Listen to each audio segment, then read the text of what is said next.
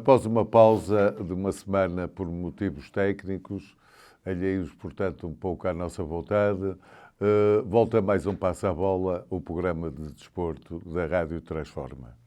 Aproveito mais uma vez para apelar a que vocês subscrevam o canal no YouTube e, entretanto, nos sigam nas redes sociais. A seleção fez dois jogos acessíveis. Houve uma mudança no comando técnico. Fernando Santos foi substituído por Roberto Martínez, que, pelos vistos, e já é uma característica sua, está a tentar um sistema tático diferente de Fernando Santos, implementando um sistema de 3 centrais. Os jogos foram fáceis contra o Liechtenstein e, sobretudo, contra o Luxemburgo. Fernando Jorge, esta mudança tática, o comportamento do treinador, do tipo de relações públicas, está tudo bem? Fez alguma rotação? Convenceu-te? Ficaste agradado com a nova atitude da seleção ou é mais do mesmo? Bem, antes de mais, bom dia, Rui, e a todos os nossos ouvintes que nos vão acompanhar. Em princípio, eu até podia começar aqui pela frase do Ronaldo de ter dito que foi uma lufada de ar fresco que entrou na seleção. Ora bem, não concordo muito com isto, porque a entrada de uma lufada de ar fresco teria que sair o Ronaldo e outros que estão lá. Não quer dizer que estejam a mais, mas era uma grande lufada, porque entravam outros elementos que se calhar estão em melhor forma. Não vale a pena fazer um grande comentário sobre o jogo da seleção nestes dois jogos, porque não deu para analisar neste novo esquema tático do Roberto Martínez, dos 3 centrais. Deu só para ver uma invenção, quanto a mim, porque eu não posso admitir. Qual foi a invenção do Danilo, a defesa central, quando tem centrais lá na seleção.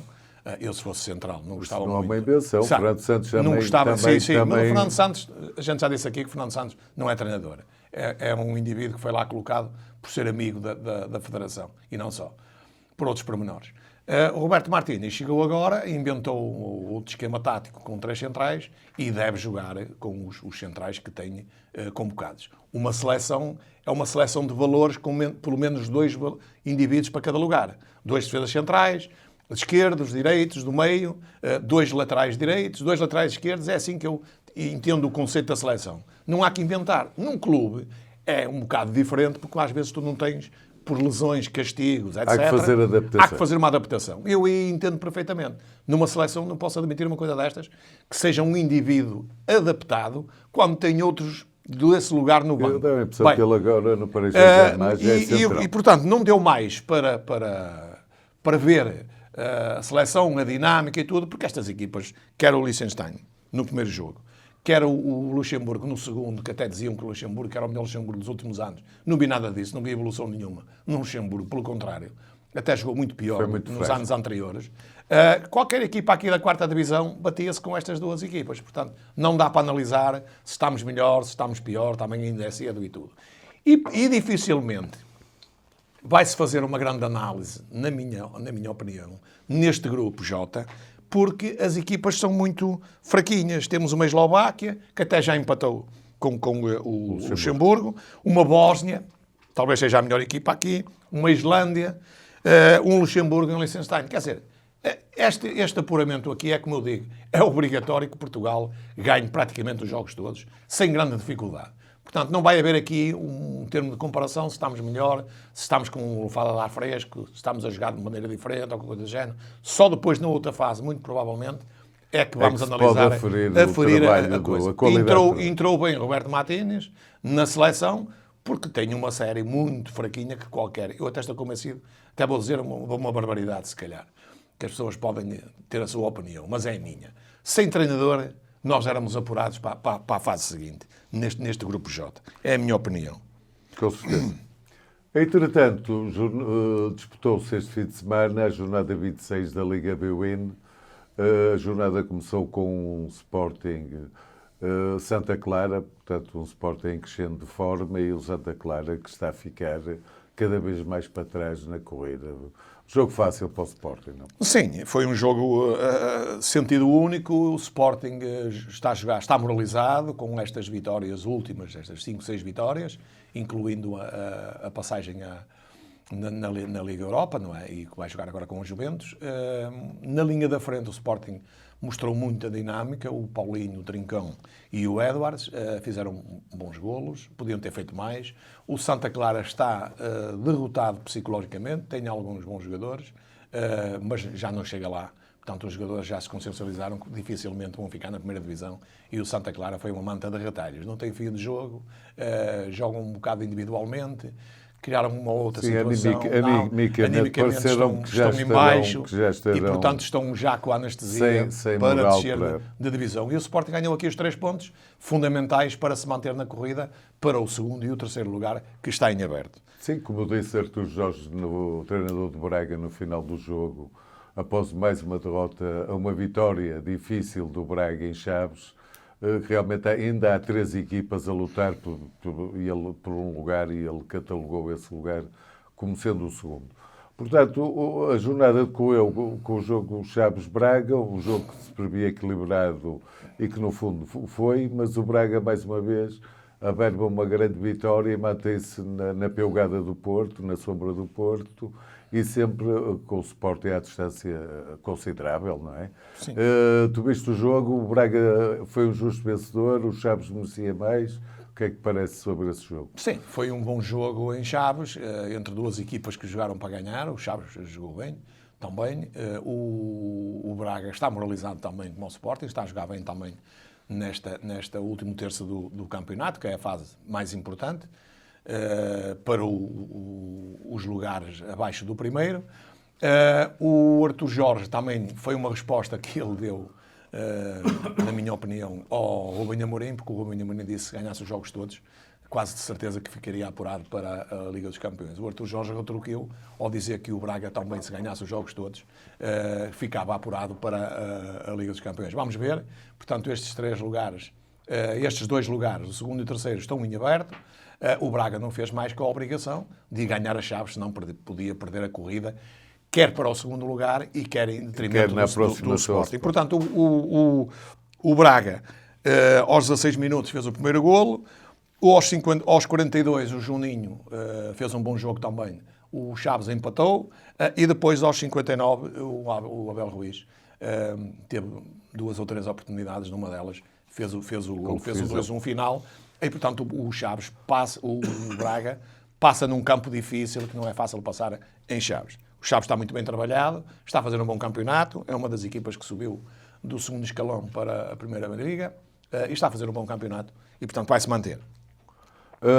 A jornada prosseguiu com uma deslocação difícil e que tornava talvez o jogo da semana do líder incontestado do campeonato, o Benfica, a Vila do Conde. Previa-se uma deslocação difícil, mas a frase da semana diz que o Benfica foi mais um que o Benfica levou a dar uma voltinha no seu carrossel. O Benfica impôs ao Rio Ave, não me pareceu assim tanto, foi um Benfica que, à imagem de outras situações, quando há estes interregnos do campeonato, vem uma equipa mais insegura dentro do campo, não tão assertiva. O que é que achaste do jogo de Vila de Conde e se realmente foi essa voltinha no carrossel? Ora bem, eu disse uma voltinha e muito bem aplicada, porque este jogo aqui teve 2 fatores fundamentais. O primeiro foi a paragem do campeonato, que normalmente põe as equipas um pouco mais emperradas. Vimos isso tirando o Sporting e o Braga, vimos isso no Benfica e vimos também no Porto, no jogo a seguir do Benfica. Outro grande handicap também foi o vento em Vila do Conde, que é difícil jogar naquele campo, agora sem a bancada ainda é mais ventoso. E a própria relva que não estava em condições, estava muito seca, a bola não rolava com aquela velocidade necessária. O Benfica entrou devagarinho, com uma grande alteração, na minha ótica, muito bem vista e eu estava à espera disso, do Roger Smith, a saída do Florentino, porque tinha um amarelo, e outro amarelo arriscava o jogo, e não poderia jogar contra o Porto na próxima sexta-feira, e portanto colocou os jogadores nos seus devidos lugares. O Benfica entrou devagarinho, o Rio Ave também fez pressão à frente, porque sabe que o Benfica começa devagarinho e depois vai ganhando aquele ritmo e é um autêntico carrossel, e depois vai distribuindo. O Benfica teve várias oportunidades na primeira parte, o Rio Ave teve um golo anulado e bem anulado, praticamente teve essa oportunidade.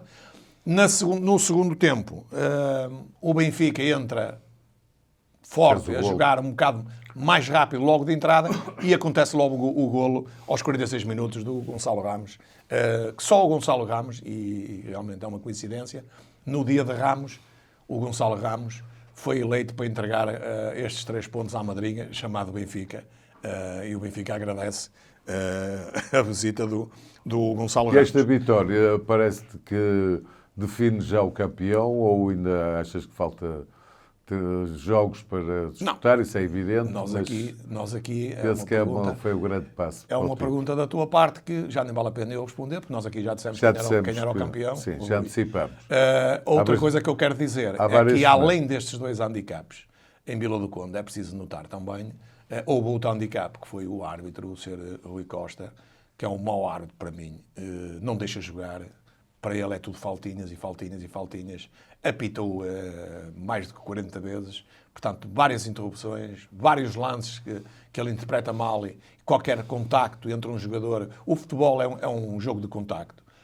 Nós vemos isso na Inglaterra. Portanto, os jogos são têm mais minutos. Porque são mais intensos. Exato. Mais intensos. Já há pretensas faltas aqui. Eram faltas, em Inglaterra eles não consideram faltas. E eu ontem vi ali muitas faltas, muitos lances que ele podia ter deixado andar para criar outra situação e outro desenvolvimento. Exatamente. E, portanto, ele corta os lances todos e é difícil para estar sempre a parar o jogo e os jogadores entrarem naquele ritmo e perdem um pouco a noção. Portanto, o árbitro também ajudou a que fosse um jogo mais fraco. Esse é o perfil característico da maior parte dos árbitros portugueses. Sim. Defendem no campeonato português, marcando muitas faltas, sim. Faltas atrás de faltas, e às vezes não acontece isso lá fora, quando fazem jogos europeus, fazem uma arbitragem já mais próxima da realidade europeia. Exato. Portanto, e o Benfica ganha aqui os 3 pontos, e ganha bem, justamente. Podia ter feito mais golos até. Pronto, ficou por 1-0. Mas o Rio Ave na parte final ameaçou. O Rio Ave na parte final fez o pressing normal numa equipa que está a perder e todos os resultados, vimos isso depois no jogo a seguir do Porto, já vamos falar, todos os resultados que se mantêm quase até ao fim, independentemente da equipa, são resultados perigosos porque num livre, num canto, numa falta, num remate extemporâneo que um jogador possa fazer, pode fazer um golo e daí a equipa perder 2 pontos. Claro. Portanto, o Rio Ave tirou-se de qualquer maneira na parte final do encontro, a tentar, na tentativa do empate. Não conseguiu e o Benfica e o fim de semana terminou com o Portimonense. Claro que o Porto era claro favorito, sempre Portimonense acho que é só derrotas no Dragão, mas claro, havia um acréscimo de emoção, porque o Porto era obrigado a vencer, todos os seus oponentes tinham ganho, e o Porto ganha com alguma tranquilidade, embora sendo esbajador. O que é que te pareceu o Porto? Está motivado? Está a jogar bem? Ou, pelo contrário, está desgastado, uma vez que ultimamente não tem sido muito feliz? Sim, ora cá está mais um jogo que o Porto ganha por 1-0, mais ou menos do mesmo género que o Benfica, em termos de oportunidades. O Porto teve algumas oportunidades. A linha da frente do Futebol Clube do Porto, o Tony Martínez, o Taremi, que para mim está em baixo de forma, o Galeno foi o único que esgravatou ali e conseguiu fazer algumas incursões e até fez um golo bem anulado pelo VAR, porque houve uma falta de Tony Martínez no meio-campo. Portanto, o Porto, em termos de não falhar as oportunidades, poderia ter feito mais golos a este Portimonense. Devo dizer que contava com Portimonenses muito mais fracos. Para mim foi o Portimonense destes últimos anos a jogar no Dragão que jogou melhor, embora não criando grandes situações de golo, mas manteve sempre a ilusão na mesma maneira como o Rio Ave até ao fim do jogo, porque o Porto só marcou um golo, até pelo seu defesa central, o Fábio Cardoso. Uma vez que na frente, e mesmo até o próprio Sérgio Conceição disse isso, estão a falhar muitos golos por má forma do Taremi e outros. Não é? O Porto teve também tem algumas lesões, o Pepe, para este jogo não fazia grande diferença, o Evanilson também, o João Mário também, que faz alguma diferença, embora eu acho que o Manafá poderia jogar mais, eventualmente. E, portanto, o Porto ganha os 3 pontos, merecidamente, e mantém o os 10 lugar, pontos. pelo menos. Exatamente. E mantém o segundo lugar e a devida distância para o Braga e para o Sporting. E como passa a bola, dá sempre a cara, e nós na próxima Sexta-feira Santa, vamos ter um jogo que definitivamente pode arrumar as contas do campeonato ou não, não é? É um Benfica-Porto que se prevê escaldante, em que o Porto vai dar tudo por 2 motivos. O primeiro será encurtar a distância perante o líder, porque o objetivo principal do Porto será ser campeão. O segundo motivo é que mantém o Braga, pelo menos, se ganhar à distância. Se perder pontos, o Braga ou iguala se vencer o seu jogo, ou ultrapassará eventualmente o Porto. Qual é o teu prognóstico, uma vez que nós somos sempre, como é de dizer, somos sempre assertivos ou damos sempre respostas previamente, não estamos aqui, antecipamos as situações. Deixa-me só, Rui, antes disso, de responder a essa pergunta, Queres falar dar dos só outros jogos? dos outros jogos só por alto. Sim. Tivemos um Estoril que ganhou ao Gil Vicente, o Estoril necessitava de ganhar. Importante para o porque Estoril. tinha 22 pontos e, portanto, estava ali muito próximo do Marítimo, do Passos Ferreira. O Vizela ganhou também, naturalmente, ao Casa Pia, que está a descer, conforme eu disse, vem por ali abaixo pela tabela. O Guimarães empata em casa com o Passos Ferreira, que está a ganhar pontinho a pontinho, a ver se pelo menos vai à liguilha. Vai à liguilha, está na luta. O Chaves, o Marítimo ganhou 4-2 ao Boa Vista. O Boa Vista, mais uma vez, o Petit está-me a desiludir na segunda volta. Na primeira volta fez uma volta razoável, com algumas boas opções. Na segunda volta o Petit está a mostrar que é medroso, agarrou-se ali aos 30 pontos. E, portanto, como se agarrou aos 30 pontos e o Boa Vista já não desce, é inadmissível que o Petit comece a jogar ou a apostar na vitória depois de estar a perder por 1 ou 2-0. Isto já são vários jogos. A massa associativa do Boa Vista já está a contestar o Petit, até já se fala no Álvaro Pacheco, provavelmente para substituir o Petit no fim da época, ou até mesmo antes do fim da época. Portanto, o Petit tem que se pôr a pau. O Boa Vista não tem uma grande equipa, já disse aqui, mas tem uma equipa para jogar mais a bola e pelo menos mais ofensivamente. E mesmo que perca, os seus sócios ou aqueles que acompanham o Boa Vista gostavam que o Boa Vista jogasse mais, jogasse sem medo. Da maneira como estão a jogar, na retranca, à espera que aconteça um golo ou que marquem primeiro para depois virem defender, ou então quando estão a perder por 1 ou 2-0 é que começam a atacar. O Petit, falta-lhe esta mentalidade que dificilmente ele vai conseguir. Depois tivemos um Famalicão Arouca, é o jogo que falta hoje, e portanto ambos praticamente estão ilesos da descida de divisão. E a tua previsão então para o escaldante Benfica-Porto? Antes dessa previsão, quero-te dizer que o Sporting faz 3 jogos, porque tem um jogo em atraso, e joga na quarta-feira com o Gil Vicente. Portanto, vai ao Gil Vicente.